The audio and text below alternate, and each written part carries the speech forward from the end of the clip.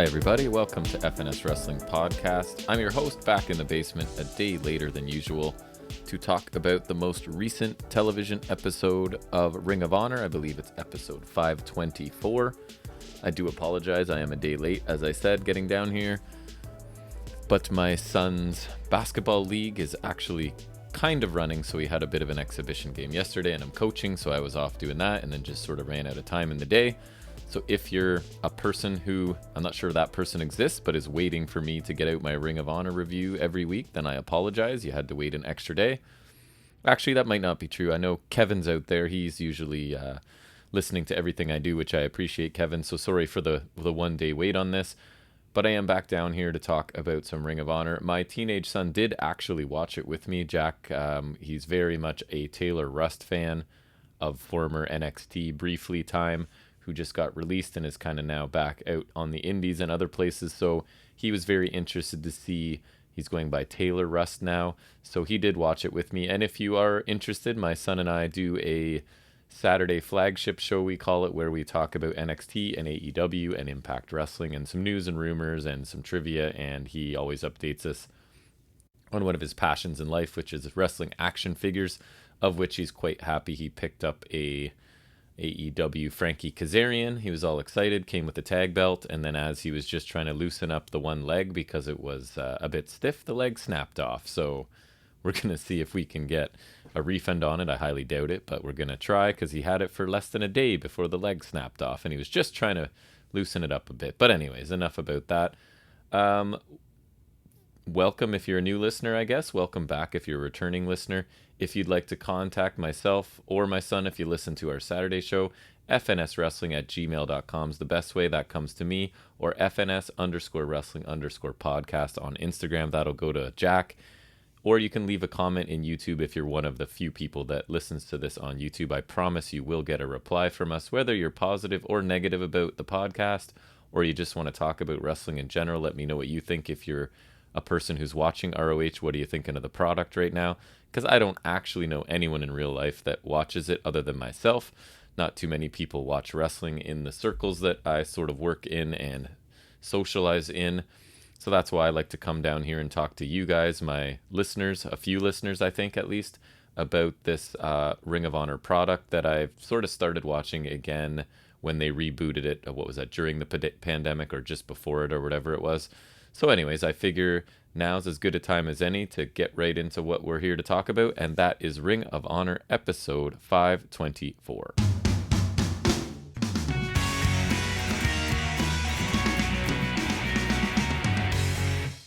So this show actually starts off a little bit differently than the usual, because no Quinn McKay at the desk. It goes right to, we see Violence Unlimited. All four of them are standing there. Chris Dickinson is going to speak for them, basically. So he starts out by telling us that they have a surprise in store for us since they've taken everyone out that has challenged them so far. He now challenges, I guess on behalf of the group, any four wrestlers to take them on. And then Brody King sort of finishes up by saying that this is Violence Unlimited. And then Danhausen walks up and saying, yes, very violent, before walking away, leaving Violence Unlimited kind of looking confused about what just happened. So I thought this was fine as an opening segment. I think they mentioned last week, as it sort of, the show closes, they normally put up a graphic for what's coming the next week. And I think they did announce that Violence Unlimited would be taking on four mystery opponents this week. So it was a really short promo. Dickinson's intensity is really good all the time. Super intense guy. And he was really the only one that said anything. Brody Lee just kind of added their finishing tagline sort of thing. And I guess this was a change from having Quinn tell us about the match. And so I've been the one on here. If you guys listen, you know I've been saying that ROH need to find more ways to get people speaking and get more people on their shows, even if it's just for a minute. So I don't think I can really complain about them switching this open and actually getting these four guys on TV ahead of their match, with a little bit to say.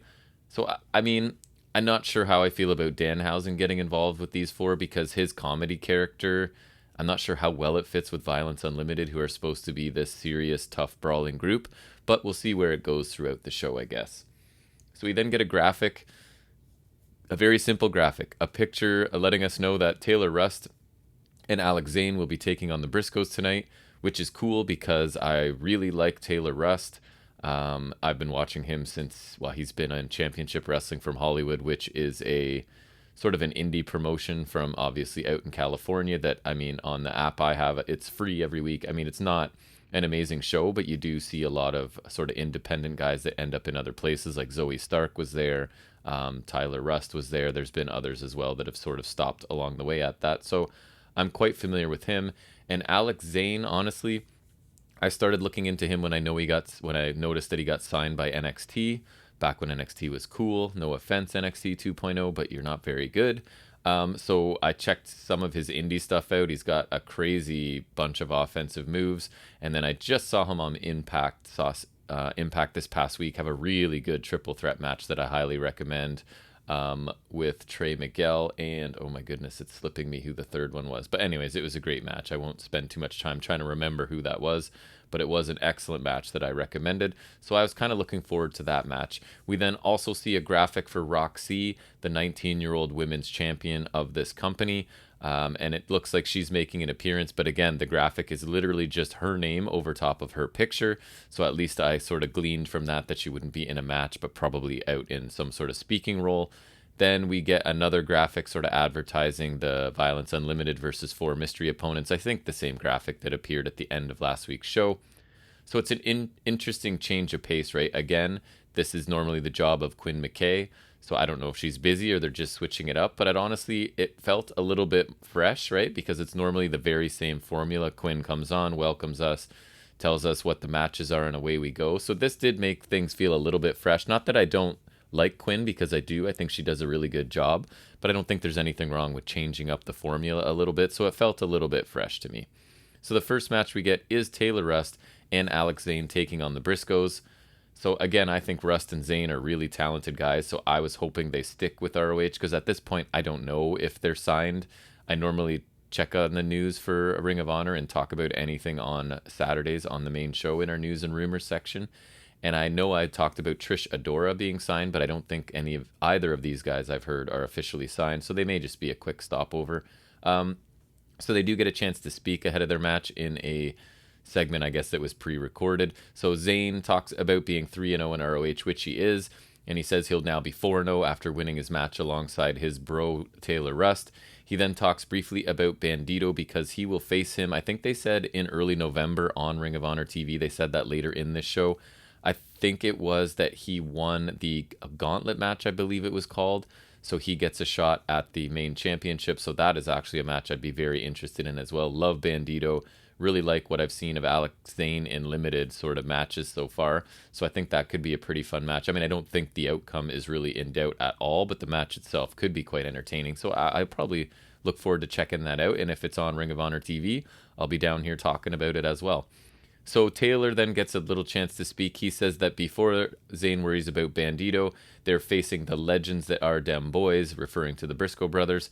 He says the Briscoes are simply talent from the backwoods, and Rust and Zayne are world travelers, and they are here to claim the honor in Ring of Honor.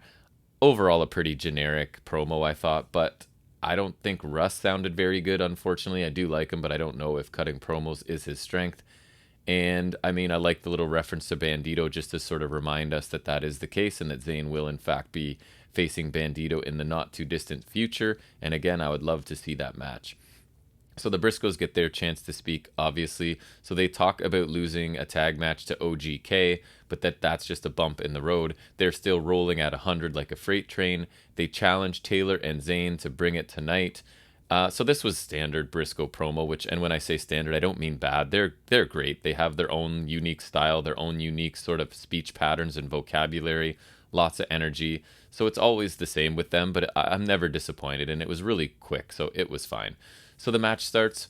We get holds and counters by Taylor and Mark Briscoe, with Taylor eventually trying to focus on Mark's arm. Some chops and kicks send Taylor into the Briscoe corner, so they're stomping him and making frequent tags, as they would. So we get a suplex by Mark Briscoe for a 1 count. Rust finally gets the opportunity to tag out after avoiding a Briscoe double team. They Irish whipped him into the ropes, I think, and Rust just kind of held on to the ropes to avoid whatever was coming, and they made a quick tag to Zayne. So Zayne's in, he cartwheels to escape something from the Briscoes, hits a Hurricane Rana, and a big forearm by Jay. Then a jumping chop to the head by Jay off of the apron to the floor onto Zayne. Mark suplexes Zayne on the apron as everything's still outside, and the Briscoes then take out both of their opponents on the floor with some double teams. I think it was like an Irish whip into a clothesline, stuff like that. So then chops and strikes to Zayne once we're back in the ring, and they isolate him. The Briscoes isolate Zayne in their corner. Zayne tries to fight his way out, but Mark hits a belly-to-belly before a corner clothesline and a running boot from Jay Briscoe. Zayne ends up finally flipping out of a back suplex, lands on his feet, tags in Taylor Rust. Rust lands forearms to both before a back kick and a scissor kick to each of the Briscoes. We get I think they called it a Goya lock. He's basically stretching the arms behind Mark Briscoe's back. It looks really painful. I thought it looked really cool. So that's by Taylor Rust. I keep wanting to call him Tyler Rust. I apologize. His name has changed slightly since leaving WWE. Ankle lock by Rust to Jay. Mark comes in to try and break things up, but he catches that boot as well and puts him in a ankle lock as well. So everyone ends up on the floor again, and then we get an inside-out moonsault by Alex Zayne to the Briscoes that looked pretty nice. Back inside the ring, Rust hits a pump kick to Mark, who's seated on the top rope, and then Rust sort of bends over. Zayne handsprings off of Rust's back, catches a top rope Rana to Mark for a 2 count. The Briscoes then double team Rust. Jay hits his Jay Driller, and Mark hits the Froggy Bow, and just like that, it's over, and the Briscoes win this match. So being honest, as I always am with you guys, I was kind of disappointed in this match. The first half was really not very quick and was mostly just Rust and Zayne selling for the Briscoes before kind of a nice flurry for each leading to the finishing sequence that was pretty standard. I honestly expected more. I thought this match would be faster. I thought it would be much more competitive than it was. Because, like I said, I just saw Zayne wrestle an excellent match on Impact last week, so my expectations for this one were high. But he really wasn't working as quickly. Definitely was not hitting a lot of the cool offense that he's capable of. I would have liked, if it were me, obviously fantasy booking at this point, I would have liked to see this match really set up to showcase the two newcomers. And if you really want the Briscoes to win, that's fine. But have these two newer talent really push them to the limit, really maybe carry most of the match, and then have the Briscoes go over in the end if you want. So Rust did get a brief stretch in here where he looked pretty good. But honestly, it's probably the least impressive showing that I've seen from Zayne in a little bit that I've seen him. He just really didn't get to open up his offense as much or work nearly as quickly as he did in the triple threat that I saw him in on Impact. So he has a ton of cool looking offense, but he really only got to hit a couple of things here, like the inside out moonsault and maybe one or two other things. So this match, just the way it went and the result, makes me wonder if Zayne and Rust aren't actually under contract, probably, that they're maybe just there for a brief stint, right? Because this, to me, if you've signed these guys to a contract and you're trying to push them as new talent, they would probably have a little bit better showing in this match and even have this match built to sort of showcase them. So it feels it's more like they're kind of passing through and just in ROH for a little bit and then back onto the indies or wherever else, which is too bad because, I mean, I could be wrong completely. Obviously, I don't have any inside knowledge of anything. I'm just a guy in his basement talking about wrestling for a little bit. But it feels to me like this is not how you would book two guys that you're hoping to focus on in the future. So I don't think this was a bad match, and maybe my expectations were too high. I don't know. Or maybe it could also be because, like I said, Jack, my teenage son, he's 14 years old. He was watching this with me because he's really excited to see Taylor Rust, right? So I don't think the match was bad, but considering the talent involved, it wasn't great either.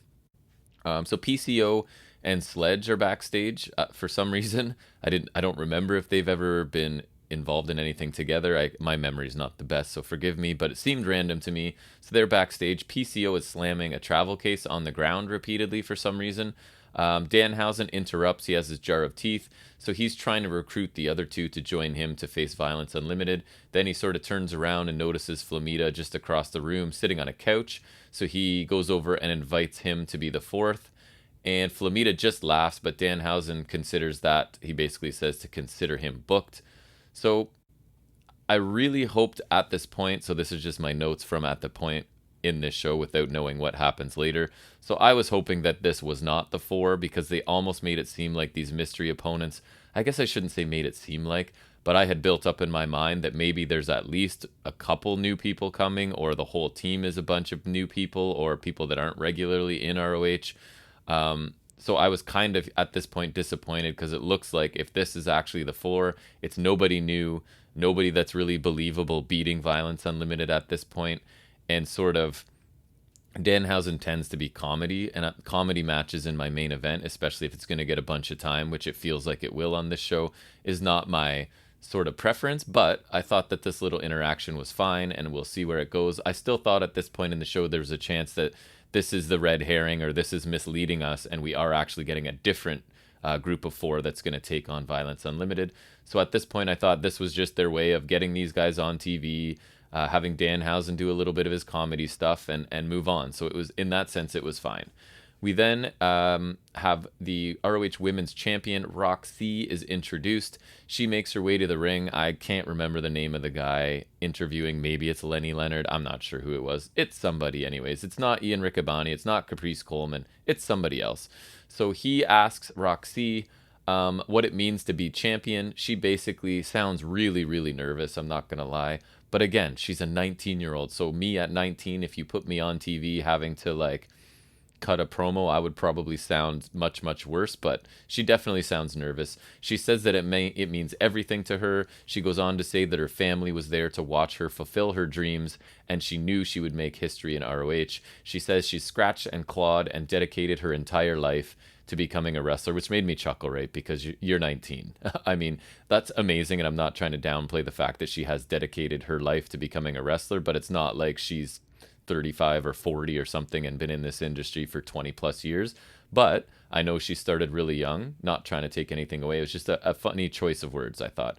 She then says she'll defend and retain this title against anyone, anywhere, anytime. So a great idea to make this your fighting babyface champion who will take on all comers, because I think that's a pretty perfect role for her at this point in her career and the way she's been presented. She tells us the C in Rok C used to stand for confidence, but now it stands for champion.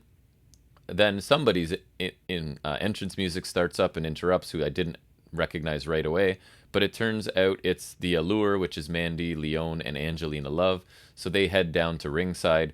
Mandy sort of takes exception to Rok C acting like she is the first champion. She's not acknowledging past champions. So the idea is that this championship has been gone for a long time, but it has existed at some point, I believe. Not when I was watching, maybe, when I was sort of in my hiatus from ROH. So Mandy Leon, and I don't think it's bad logic for her, is saying, like, you're acting like you're the first champion ever, and you're not, sort of thing.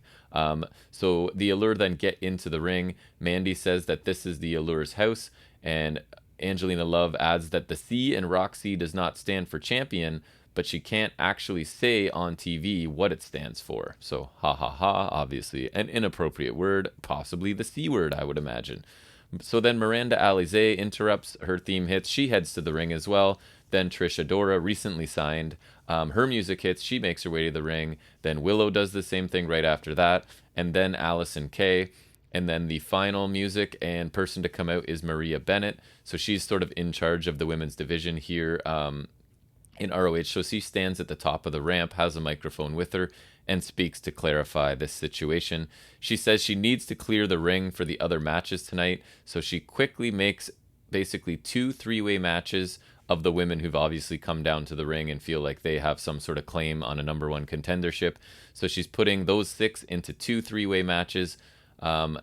They'll face off coming in the near future, I guess. And then the winners of those will face off the week before Final Battle, with the winner of that match obviously taking on Rok C at Final Battle. So overall, I did, and then that sort of ends that segment, because again, she's like, I need to get you guys out of the ring for the next match. So she says all that, and then it's pretty much over. And I did like this segment. As I said, Rok C definitely sounded nervous during her promo to start, but she's 19, and that's fine. It's not a big deal to me. She did a much better job, I thought, of acting nervous as more and more women, talented women, I suppose they would say, and I don't disagree, as they started to fill the ring, right? She starts to look nervous, and I thought she did a pretty good job of that. And as a show that I always say struggles to get talent on TV and their limited 1 hour a week that they have, a segment like this gets this division some much needed exposure, right? And it's a really simple, realistic way to do it. You now have a new champion. All of these people think they have a claim to this championship and want a shot at it. Especially, they're all sort of, champing at the bit to take on a 19-year-old who they probably see as not experienced enough and that they would have a good chance of beating her.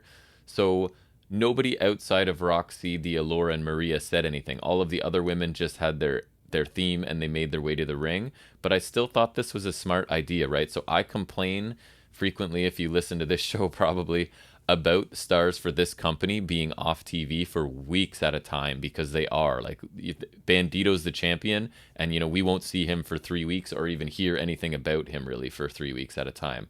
So a multi-person segment like this that gets 6 or 7 people from this brand new division on TV makes a lot of sense to me, and I actually liked it, because this is, again, even though they didn't get to speak, just seeing the faces, hearing their themes, seeing them enter, just getting to know these people in this new division, I think makes a lot of sense. So I was pretty fine with this. We then get Caprice Coleman and Ia Riccaboni, so back from a commercial. They sort of recap the previous segment, and then they show us footage of Miranda Alizé, who attacks Rok C from behind as Rok C had left the ring and was heading up the ramp. And it turns out Quinn McKay comes out, I think, I don't know if she was already there or she came out, but it's definitely Quinn McKay, and she is there to help Rok C sort of afterward. So I thought this was a quick way to remind us that Alizé is a heel, and knowing that she's going to do things like this sort of adds a little bit to her character, so I was fine with that. I'm not sure why they made the choice of telling us about it afterward rather than showing us when it did happen, but maybe it was just in the interest of saving time, or there was parts that didn't look good they need to cut out or something. So I didn't really have a problem with it. It helps just solidify Alizé as that type of heel, which I think is important, so I was okay with it. We then move into the main event, which is Violence Unlimited, and to my disappointment initially, it is the 4 opponents that it looked like it was going to be. So it's Danhausen, Sledge, PCO, and Flamita. So you've got an interesting mixture here of personalities and heels and faces and comedy and serious. So interesting, at least. I was a little disappointed because, again, whenever you show me a graphic a week before of 4 guys are taking on 4 mystery opponents, I get my hopes up that it's somebody making a debut or somebody coming back, or at least 1 or 2 people that are new to the company, but it's not. So I was a little disappointed when I saw that this was, in fact, the personnel for this match, but who knows, maybe it'll work out.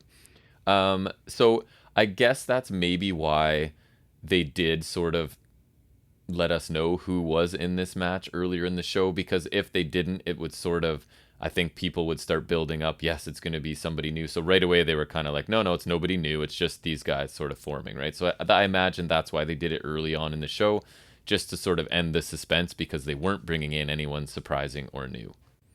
So Homicide and Danhausen start out with some holds and counters in this one. Homicide then bites Danhausen's thumb. We get a nice cutter by Danhausen and a T-bone suplex before an STF, and Homicide has to get to the rope. So a nice little sequence there by Danhausen. I'm not the biggest Danhausen fan, as I always say on this show. I do understand there's a lot of people that just love him, and I get that. He's doing something really different and unique and kind of fun. It just doesn't connect with me all of the time, but I was impressed with some of his work in this match, and I thought that was a nice little combination there. So Flamita and Deppen then tag in, and Flamita lands a series of aggressive kicks and a shoulder tackle right away. Then a whole bunch of really quick maneuvers by these two, dodging each other, near misses, and then so they sort of pause in a standoff. Violence Unlimited are applauding Deppen from their corner. We get a knee, a kick, and a basement drop kick by Deppen, who really showcased his quickness in this match. I was really impressed with Deppen and Deppen's interactions with Flamita specifically. I thought Deppen looked really strong in this match. So Dickinson's in. He hits a back elbow before whipping his own partner, Tony Deppen, in for an attack on Flamita. Sledge finally gets in. He floors Dickinson with a back elbow and a delayed vertical suplex for a 2 count. Dickinson gets his boots up in the corner of a charging Sledge, hits a second rope shotgun dropkick before tagging in Brody King for the first time for some heavy stomps and chops to Sledge. So Sledge is isolated now in the heel corner. Deppen is back in with a running forearm and running double knees to a seated Sledge in the corner. Man, Deppen is really fast. Dickinson's back in with kicks and a DDT for a 2 count. Homicide finally tags in. He starts working Sledge's arm. We get chops and forearms by Sledge before Homicide resorts to like gouging his face basically to stop the attack. So PCO and King finally tag in. PCO cleans house, knocks guys off the apron, takes everybody out sort of thing. Then we get the 2 big men in the middle. I think it was after a commercial for a strike exchange and then some chops. We get what I classify as sloppy looking pop-up powerbomb by PCO for 2. But then again, I mean, Brody King is a huge man and PCO is a rather old man, no offense to him. So the fact that he's hitting a pop-up powerbomb to a 300-pound man of any kind, I guess, is pretty impressive. We get a forearm, knees, and a pile driver by Brody King, but PCO gets up right away and starts to do his malfunctioning thing, as the commentary always makes sure to let us know he's malfunctioning, right? I find that a little bit irritating, but anyways. So he goes to the heel corner and wants Brody to tag him in. So this malfunction apparently has cost PCO knowing what team he's on. So he's now in the heel corner looking for a tag, and Brody does oblige him. So PCO chokeslams his own partner Danhausen before taking out the other two as well. So PCO then wants Brody to chop him to sort of fire him up, I guess, and Brody obliges. Brody holds Sledge down. PCO hits a really weak moonsault, like his shins basically hit Sledge. I don't know. I think it's about time for PCO to sort of retire this move, because it's starting to look a little bit dodgy most of the time when he does it now. But anyways, the ref obviously isn't going to count the cover because PCO is pinning his own teammate here. So PCO sort of starts to, I guess the malfunction starts to clear. He starts to realize what team he's on. So Violence Unlimited clear him out of the ring and send him to the floor. Danhausen tries to hit a German to Brody King, but Brody King's just too big and Danhausen can't do it. We get a boot and a tornado DDT instead by Danhausen. Then he hits a Northern Lights suplex to Deppen and a German suplex to Dickinson, all in succession. So again, a little bit impressed by Danhausen in this match. I gotta give him credit where credit's due. Tornado kick by Dickinson slows Danhausen down finally, and Danhausen tags in Flamita. We get a handspring elbow by Flamita to Dickinson. Deppen hits a really sweet destroyer. I forget what they actually, I guess there's technically a name for it. It's basically they're in a double knuckle lock, and Deppen ends up hitting a really nice looking destroyer out of it. PCO then hits a running sit-out powerbomb to Deppen that definitely looked better than the pop-up powerbomb to Brody King. PCO hits a clothesline to Homicide, and Sledge, with a very dangerous-looking spinning slam. It's like he sort of started to drop Homicide or something. Anyways, it could have easily ended badly with Homicide on his head, and that doesn't bode well because it's not a very complicated move that Sledge was going for here, and it looked close to dangerous, I thought. Brody King then grabs Sledge and hits his Gonzo bomb impressively for the win here. So this match was, I found it really interesting because in contrast to the opener, right, which under-delivered for me, this match that I wasn't too interested in and was a little disappointed by the mystery opponents, it actually ended up over-delivering. It was pretty crazy and a lot of fun. Not that I don't think there was an even distribution of labor in this match. Like certain guys worked a lot more than other ones, but I think those choices were smart. Because Deppen got a lot of time in this, and I thought he looked really good, especially in his time specifically with Flamita. Just really got to showcase his speed and some of the diversity of his offense. I thought he looked really good. I thought they sort of limited Homicide and PCO's involvement, and I thought that was smart as well. Sledge didn't get much time either compared to Danhausen, and again, I thought Danhausen looked really good in this, and he was doing not much comedic stuff here. There wasn't anything about the teeth or whatever. Outside of his reaction to Homicide biting his thumb, I don't remember Danhausen doing any comedy stuff. And honestly, his offense looked pretty good here. He strung together a bunch of cool looking things. So I was pretty impressed with Danhausen. And they did let us know he's being trained. Oh my goodness, now I forget. They told us who he's being trained by. It was Alex Shelley and somebody else. But anyways, a couple impressive people. So he looks like he's improving. I thought he looked good here. So there were some sloppy parts for sure by PCO, had a couple, and Sledge definitely had one. And the result for this was never in doubt. Like, I never thought for a second that Danhausen and his team were going to win. But nonetheless, I thought this had a lot of action, some really great speed on display from Deppen and Flamita, and even some nice work by Danhausen. So I actually ended up really enjoying the match overall. So I usually give my overall thoughts and grades here. So an interesting show for me, right? The match that I was looking forward to disappointed me, and the match that I didn't think looked very good on paper turned out to be really entertaining. And then in the middle, we got a solid women's segment that got a lot of that division on TV, which I think they needed. So I think that all adds up to me to a B show. I thought it was good, but not amazing. And there's nothing I would really say that if you're not watching ROH and you're just kind of listening to me talk about it to decide if you want to watch it or to go check out what's really good, I don't think there was anything you need to go out of your way to watch, but I thought the main event was pretty fun. So if you're looking to fill some time this week with a little bit of wrestling, you might want to check out the main event. So yeah, a B show, which is good, but not great. Like, I wasn't disappointed. I don't feel like my time was wasted. It's only when I'm fast forwarding commercials, like a 50-minute show or whatever it is. So I don't feel like I was disappointed, but nothing absolutely blew me away. But I did have fun with the main event. There were parts of the opener that were pretty good as well. It just wasn't what I was expecting. I was expecting it to be a lot faster, a lot more sort of opportunity for the new guys to showcase things, and they really didn't get much chance to. But again, a solid show, a solid B rating. Nothing wrong with that, ROH. So I mostly liked this show. I thought it was pretty good. So that's going to bring me to the end of this Ring of Honor 524 review. I always like to thank anybody that's giving me and my son, when he's around, any time listening to us. Again, we're just a couple of humongous wrestling nerds who, during this pandemic, decided to sit down and record conversations similar to what we normally have almost on a daily basis. And some people seem to be listening and enjoying it, so we really do appreciate because I know there's a million wrestling podcasts out there. So anyone that's found this one, I really appreciate it if you would share it with anyone or post it anywhere or like us or whatever you need to do, because we're not really good with the marketing of this, right? We have an Instagram, but my son just I don't think he does much with it.